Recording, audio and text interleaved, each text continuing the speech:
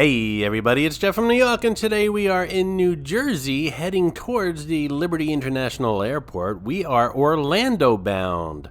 Liberty International is one of three of the major airports in the New York City area, the other two of course being LaGuardia and JFK. And in case you were wondering what's the purpose of this video, well, I'm here to tell you that it's just to show you my adventures on the way to Orlando. There will be a room tour of where I'm staying at the end of the video, as well as a supermarket run.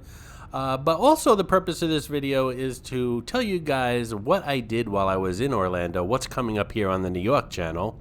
The parks that I visited all 4 Disney parks. I visited all 3 Universal parks. I visited some water parks as well as SeaWorld, International Drive. I did a lot in Orlando, and I'm going to go through all that while this video is running. I also visited a lot of the Disney properties, the hotels on the Disney properties, and if you're considering staying or making a trip out to Orlando, it's a really good watch. Everything from the value properties up to the Grand Floridian, which will be a video coming up soon. It's one of their premier properties. I always fly out of Newark Liberty International Airport when I'm going to either Orlando or Vegas or New Orleans, wherever. It's a very easy airport to access. It's very quick to get around. I just parked. I'm going to hop on the little train shuttle here, which will take me right to my gate. Altogether, from parking to getting to the gate, less security time, of course. It takes about 10-15 minutes. It's very quick here. So alrighty, let's head into that terminal and see if we can find that big old tin can of a bird.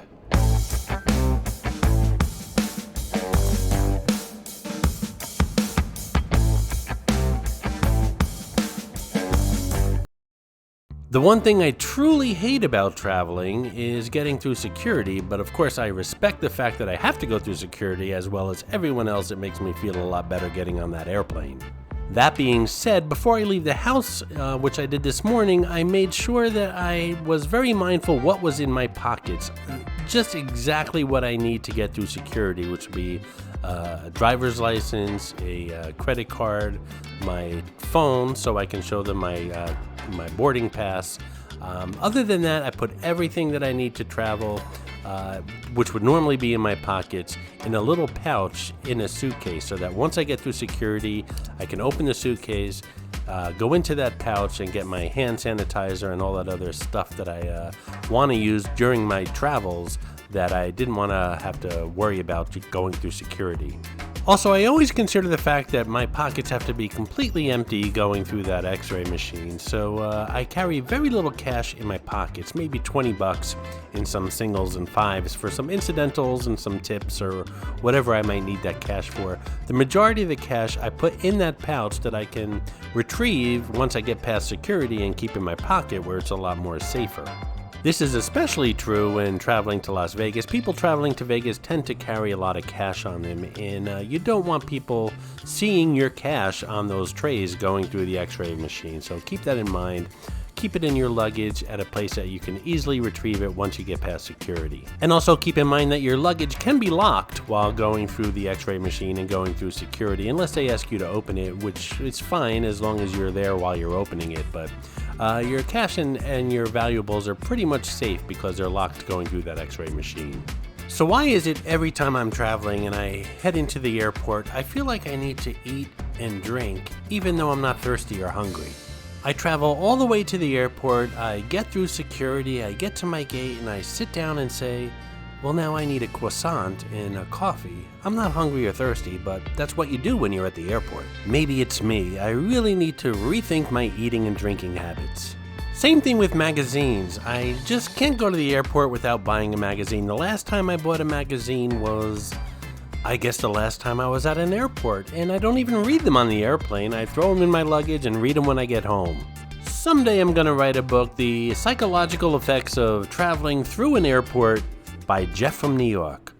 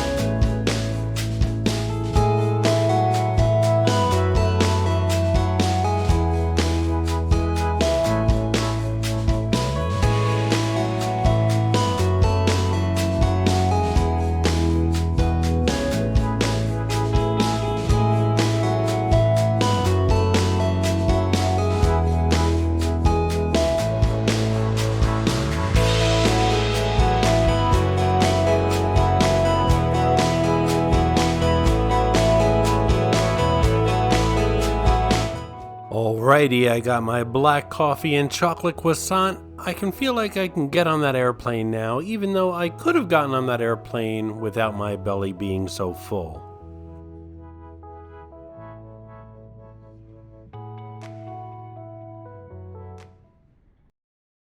Around Orlando, this is known as the Fantastic Five: Mickey and Minnie Mouse, Pluto, Goofy, and Donald Duck. If you spot one of them in this video, one of them will show up, by the way, very quickly. They're very elusive. Leave a comment in the comment section below as far as the timestamp where you found the character and what's the character's name, and you'll get a shout out on an upcoming video. All aboard! I usually travel only two airlines, Spirit and United. Spirit when I'm looking for a dirt cheap price with no frills, no food, no drinks, no nothing. You have to pay for a carry-on if you're bringing a carry-on on board. United does give you some drinks and food, not alcoholic of course, but they don't charge you for a carry-on as well, so sometimes you have to weigh the add-ons from Spirit to the United, and if they're coming out equal, I would definitely go with United. And when I say United provides you with food, it's basically a bag with a small bottle of water and 2 snacks included. I got the best deal on this trip with United, and something also to consider between Spirit and another airline is how far you're traveling. Spirit to Las Vegas from the East Coast is quite a stretch. The seats are not that comfortable. They're kind of like folding chairs.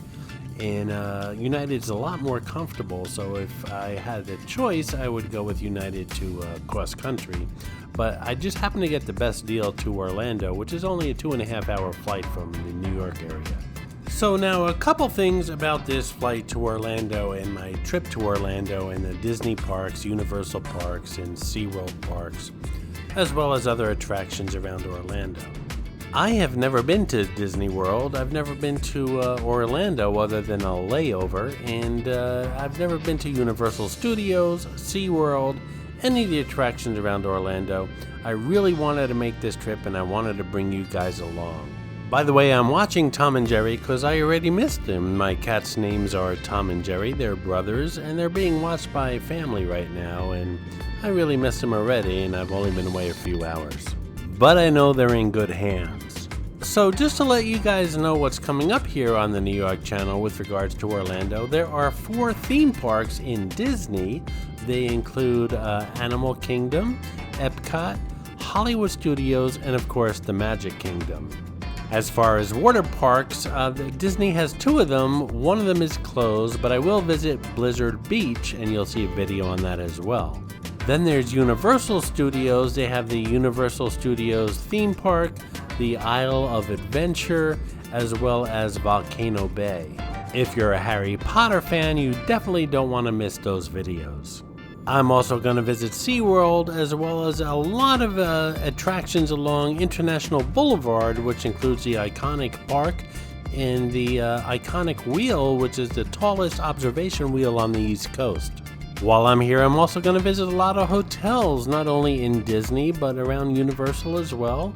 I'm going to show you the hotel that I stayed at. It's a suite. It's coming up at the end of this video. But if you're planning a trip to Disney, or Orlando I should say, I suggest you watch these hotel videos because they really give you a good idea of what the hotel looks like. As with many United flights, the flight that I'm on offers you a view of where you are with regards to your flight. And by the way, even if you're not planning a trip to Orlando or the Disney or Universal parks, I suggest you check out these hotels anyway. They're really beautiful, as well as the parks. They're good videos. And for all you Vegas and Atlantic City fans, no worries, those videos are gonna keep on coming. My plan is to introduce these Orlando videos in addition to the regularly scheduled Vegas and Atlantic City videos that you guys have been enjoying. Some of the things I noticed about flying during COVID, especially on this particular flight, which I haven't flown in about, I'm gonna say 4 or 5 months. Airlines now have ice and hot beverages. Before they didn't, or at least United I should say. So before you couldn't get ice in your drink, or you couldn't get coffee because there was no ice cold or piping hot stuff on the flight. Also, they're still not serving food. What they give you is this bag, which is filled with a little bit of water, a biscuit, and some pretzels, and hand sanitizer. That's pretty much still the case as on this flight and the one that I got coming home. There's no food on these flights. You need to either bring your own lunch or dinner with you or eat it at the airport. Hello, coffee and croissant. But you're not going to get any food on these flights. Alcohol also is currently not being served. I don't know if you guys noticed, but while I was on the plane, I was watching videos that I downloaded to my phone about the Universal parks and the Disney parks and SeaWorld. I'm trying to learn as much as I can. This is my first time to these parks, and I think I'm, like I said, the only one in the world who's never visited these parks. Give me a shout out below in the comments section if you've never been here before, and hopefully you'll enjoy the videos through me. But I wanted to give a shout out to some of the vloggers that have taught me an awful lot about these parks before I even set foot in them. Some of the more popular ones and ones that I watched a lot of is Tim Tracker, there's All Ears, as well as Prince Charming. So check those out if you want to learn more about Orlando, and of course stay tuned to the New York channel if you want to find out about these parks through me. One thing I'd like to say is everywhere I go where I plan on doing some video, I always have a game plan in place, and that cannot be more important than visiting Orlando. This is one stay where you have to plan out where you're going, where you're staying, what time you're doing what you're doing well ahead of time. Your vacation starts months ahead of time. I spent 10 full days here as a vlogger, and I can't tell you how important it was to have every minute planned out. Reservations are pretty much required for everything, including visiting the parks. Even if you have a ticket, if you don't have a reservation to get into the park on that particular day you're visiting, you're not getting in. Except for fast food joints, if you don't have a reservation for dinner or lunch, you're not getting in those restaurants either. Like I said, planning is everything if you're visiting Orlando, especially during this post-COVID, if I could say that, times. Reservations are required for everything, and planning is extremely important. If you have any questions, that's what I'm here for, so just leave a question in the comments below and I'll be more than happy to try to answer it for you. By the way, many of you have been asking questions about Atlantic City and Las Vegas and other places that I visited, including New Orleans, and I really appreciate that. And if I don't have an answer, I try to look it up and find an answer for you guys. So any questions you guys have, just leave them in the comments below and I'll do my best to help you out. If you read the community channel here on the New York channel, and I hope you do, you'll already know that getting around Orlando was a lot more expensive than I thought it was. There's no mass transportation. There are no cars to be rented because rental cars have all been sold off during the pandemic because no one was renting them. So the rental companies sold all their rental cars, and Uber and Lyft are pretty much taking advantage of that situation and charging a fortune to get around. I stayed what they call off property here in Orlando. I wasn't in Disney or I wasn't in Universal's bubbles. It was kind of in between on International Drive, which is a great location right in between the two parks.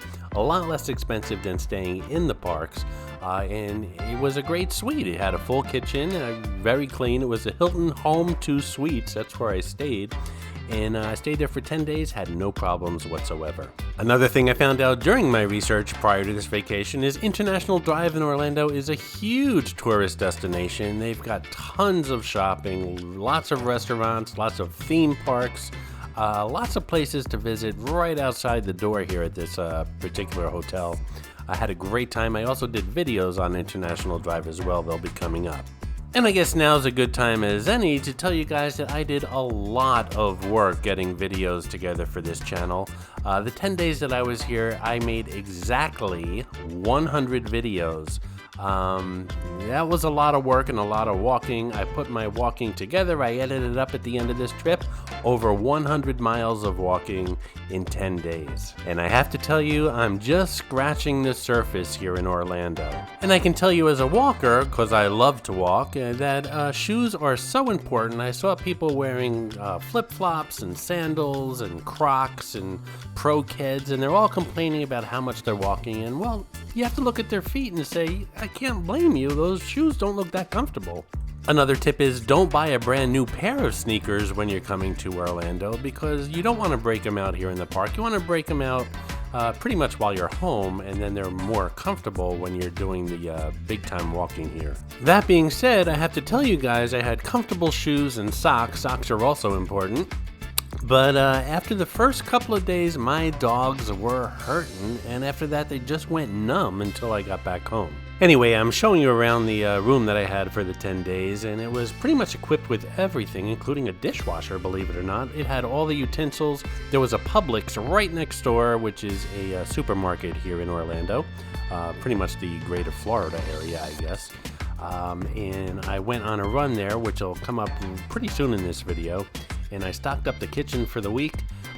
Besides what I ate at the parks and outside the parks, I had some snacks and stuff to nibble on in between. Hey, if you're enjoying this video, please hit that subscribe button and smash that thumbs up. It really does help the channel out. And as I said earlier in the video, if you're a regular viewer or subscriber here to the New York channel, those Vegas and Atlantic City videos are going to continue to come as scheduled Monday, Wednesday, and Friday. These Orlando videos are going to be in addition to those videos, perhaps on Tuesdays and Thursdays. I haven't made a plan yet, and I don't want to make any promises that I can't keep. It's a lot of work getting these videos not only recorded, but edited and uploaded at the same time. But I will say that those Vegas videos and those Atlantic City videos are going to continue to come. These Orlando videos are going to be very entertaining. You'll learn a lot about the area, and of course, the good old Jeff from New York humor will continue on these as well. And just so you guys know, I purchased these tickets for the Disney parks, the 4 Disney parks and the water parks as well, well over a year ago. I couldn't go the first time I planned on going because of a hurricane, which was well over a year ago. And then I planned a vacation last March or April, and that was canceled due to COVID. So those tickets still remained open. Disney's very flexible. If you purchase their tickets, not so flexible in giving you a refund, but if you purchase the tickets ahead of time, which you really should do, and you can't make it, they will make it very easy for you to use them at some other time. Universal, it seemed, wasn't as flexible, and I had to forfeit the tickets that I had purchased previously because of the storm and COVID, and I had to purchase new tickets. As you can see, that sofa opens up, so this room can conceivably sleep 4 people. Bathroom, however, was not made for 4 people, and if you plan it out, like one person gets the bathroom from 7 to 7:15, the next one gets it from 7:15 to 7:30, you get where I'm going, and that's pretty much how I plan out my vacations. And don't get me wrong, I don't live my life like that. That's pretty much just the way I live out my work days here when I'm on vacation. Anyway, I had a great stay here at the Hilton Home 2 Suites on International Drive in Orlando, and I highly recommend the place if you're looking to stay off property. In between my room and the Publix, the supermarket, was a helicopter tour company. They didn't keep me awake at night. They have regular business hours. It wasn't on my schedule, so it didn't happen this time, but perhaps next time, and I'd really like to try it in Las Vegas on the Las Vegas Strip. Perhaps next time I go sometime this year. Anyway, I went to Publix next door, filled up my empty suitcase with a lot of groceries and stuff, and made myself comfortable for a week at that hotel room. There you go, 1 video down, 99 more to come.